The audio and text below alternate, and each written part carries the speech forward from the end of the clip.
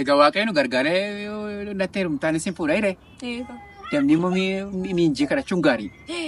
Edda gaammanii nama sadan arfan tokko yaade gaamma jedhe. Ufaa yaadde? Tokko Tolasaan yaade. Tolasaa isa gabanaa? Maal Tolasaan na gaafatee ture? Na gaafatee ture Tolasaan hin ta'u?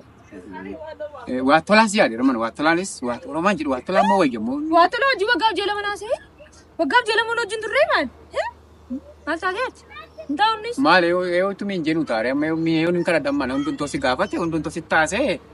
Hin ta'an.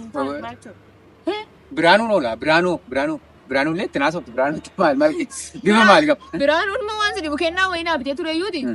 Waa'een baastu wanta tiin adeeman dhiisa. Eeyyuun kadhadhu dha. Maalati warra fuudhan warra manaa qaban warra mana qaban keessaa gaafadhu malee dargaggeessa nutti waamin dargaggeessi maal fayyade dhuftee biddeen fixee galchisi lasoo. Akka gootu atis warra fuudhetti heerume hin danda'u maal?